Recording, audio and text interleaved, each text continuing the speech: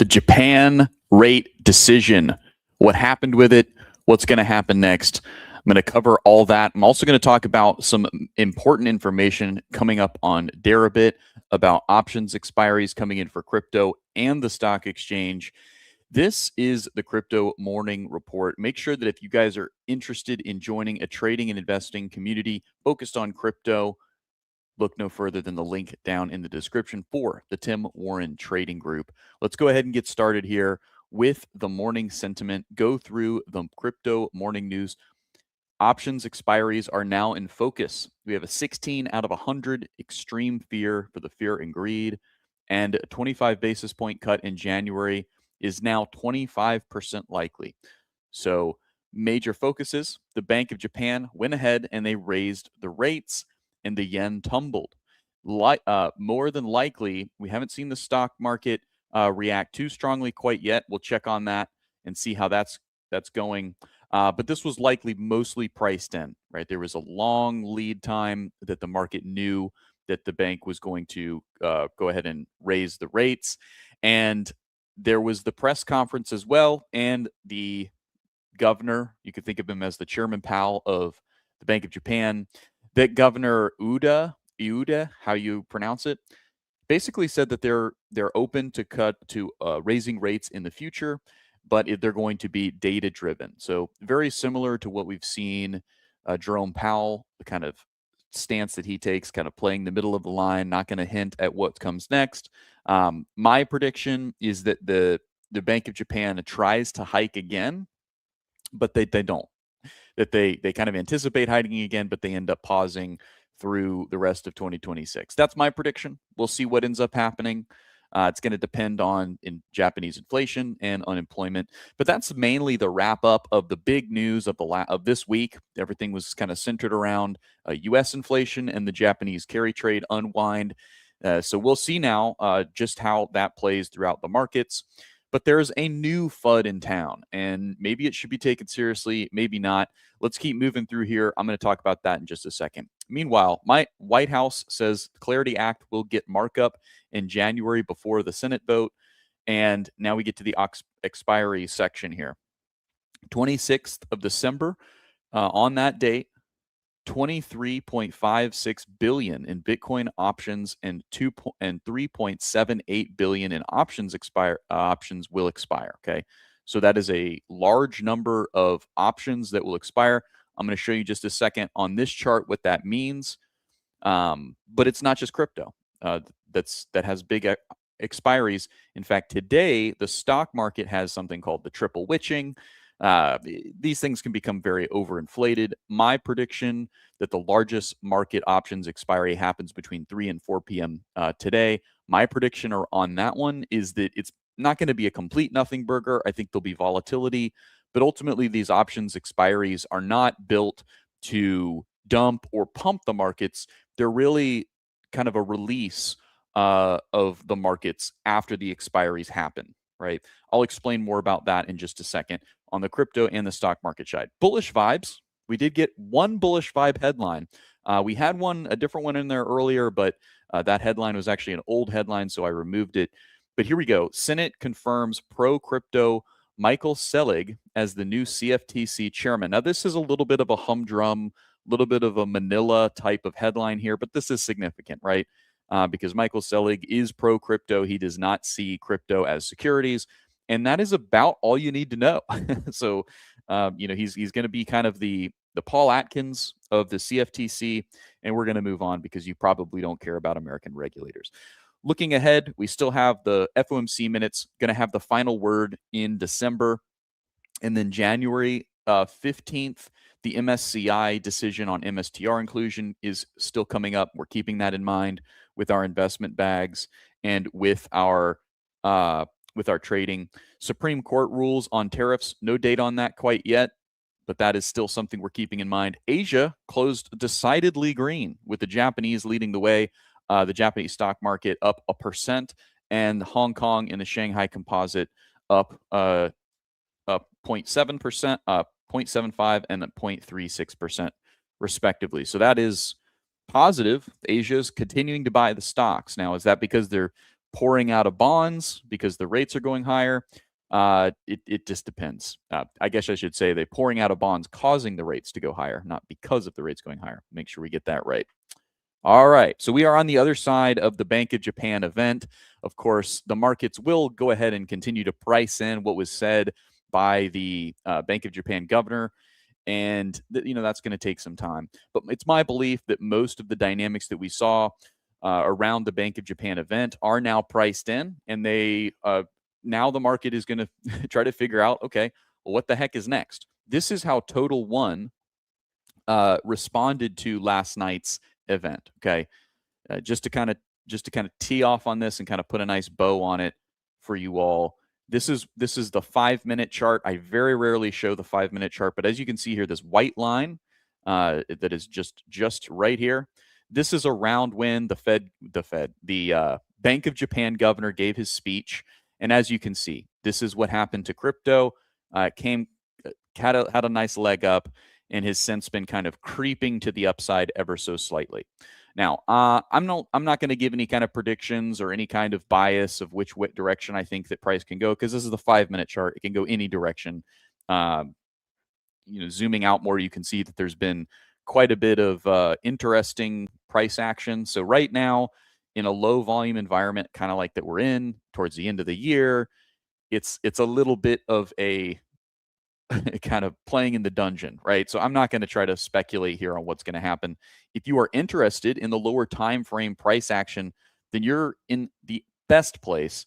Just go ahead and check out the trading group. The link is in the description. We've got folks who are definitely skilled at going down into the lower time frame and talking about what can happen next there.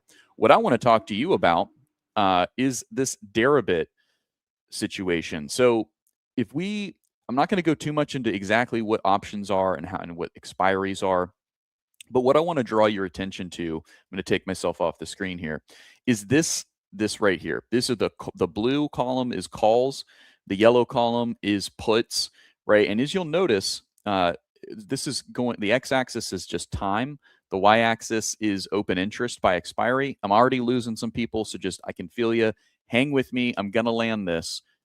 You'll learn something here. When we get to December 26th, where my cursor is right here, you'll notice a giant spike, right? There are values here on these other dates on the December 20th, coming up December 21st, 22nd, 23rd, but you'll notice they're nothing compared to when we get to the 26th. So the 26th is where a lot of options volume is accumulating, a lot of what's called open interest, right? So there's a lot of folks who are selling calls and selling puts. And when you sell calls, you sell puts, you don't want the price of the underlying to really get to the strike price that you sold those calls and puts at, right? Why? Because you can collect premium the longer that the spot price does not reach that strike price, okay? So with those dynamics, and I lost some people there.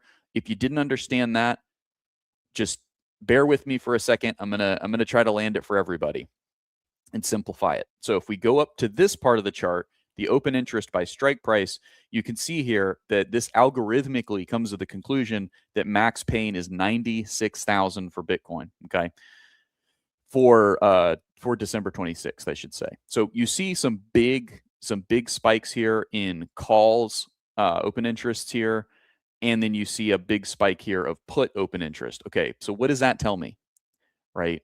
It tells me that I have a pretty high level of certainty that we're going to continue to move between 85,000, which is where this put open interest spike is, 85,000 for Bitcoin, and 100,000 for Bitcoin over on the call side. So people selling calls, right?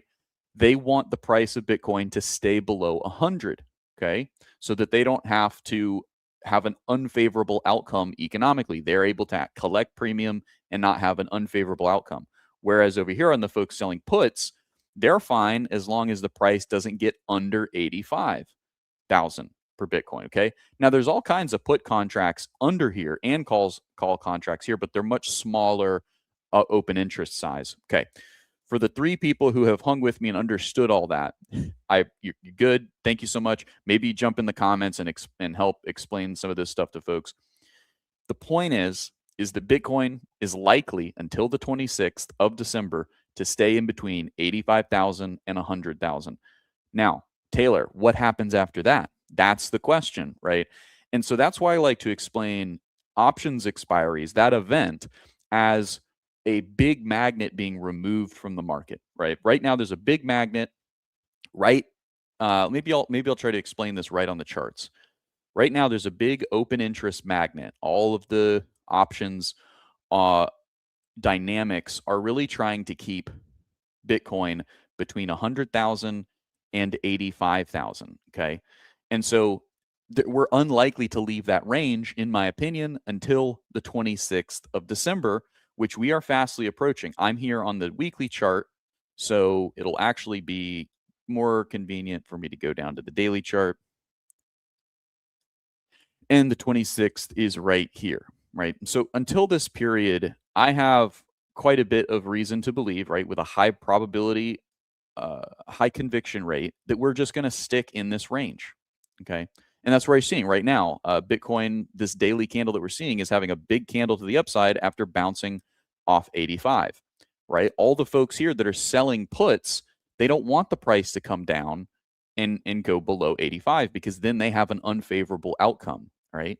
They want to not have that unfavorable outcome. They want to keep collecting premiums, and uh, so premium is essentially fees for selling the puts, right? If I'm a put seller, I want to collect fees for selling you puts, and they don't get to collect those fees in the same way if Bitcoin price goes below 85, and the same is true for the people selling calls if the price goes higher than 100K. Again, all time dependent on by the 26th of December. Okay, so why do I describe all this as a magnet? Because once we get past the 26th, then this magnet is removed. It's almost like the market has a blinders on, like a racehorse has blinders on. The market is kind of blind to prices south of 85 and north of 100. Okay. So once we get past the 26th, those blinders come off, and all of a sudden the market sees a whole lot more price range to go explore. Now, I'm not here to tell you that I think that we're going to immediately go higher. In fact, most of the talented analysts in our trading group actually think that when the blinder comes off, and they're not necessarily saying this from a time perspective, but when the blinders come off, it's likely that we actually go test to 80 or even 74 before we come higher, and then we're off to the imminent path to Valhalla, right? 200, 300 price for Bitcoin.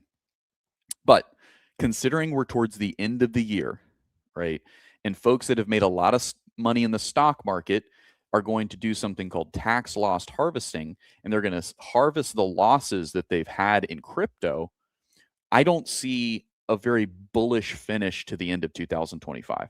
There was a story that I could have told, and you could have told probably in August, October, that we would end the year very high. And folks like Tom Lee and Michael Saylor have been saying the whole year, "Hey, look, we're going to end the year very, very bullish."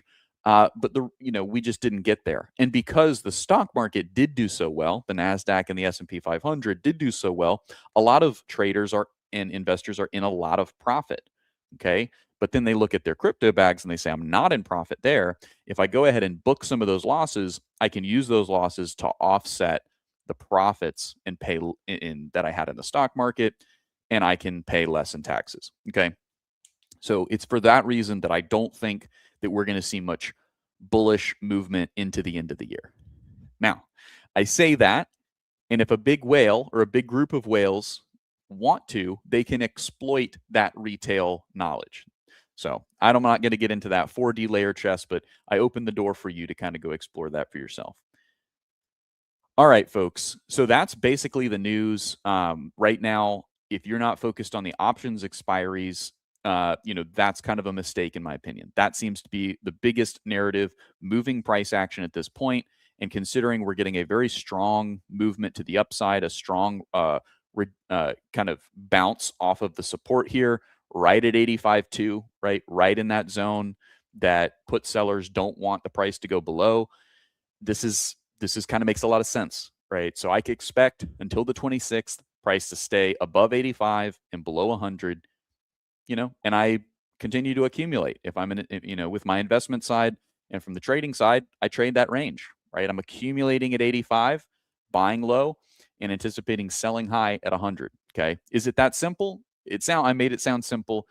And if you want to learn how to activate a simple strategy like that, join our trading group. It really is something that a lot of people are benefiting from. They're going from not having, just living off of their main income from work, whether they're a plumber or a lawyer or a doctor or whatever it is. They're able to supplement that income with trading simple strategies, just like buying low and selling high during times where there's a high level of probability that traders can predict the highs and the lows of a range. All right. So that is essentially what we do in the world of trading, whether it's the stock market or crypto. That's what we do here. I've been Taylor. I've been bringing you all the news here. I do see that there's a couple of comments here, so I want to get to them here quickly. All right. Sushi Garden said, we should start an options trading section in the trading group. Running the wheel strategy on iBit is very compelling. Yes. It's something we've thought about. It's something that we are more positive on moving in that direction than we are negative. So that's a little bit of insight. How are we feeling about base becoming Twitter? How are we feeling about base? I'm not sure I understand that question. Base becoming Twitter. I don't know that base is becoming Twitter. Maybe you believe that. I'm not sure that I understand that, but it sounds cool. It sounds pretty neat, but I just don't really know what that means. All right, folks. I think I'm going to go ahead and leave it there. I hope you all have a great rest of your day, and adios.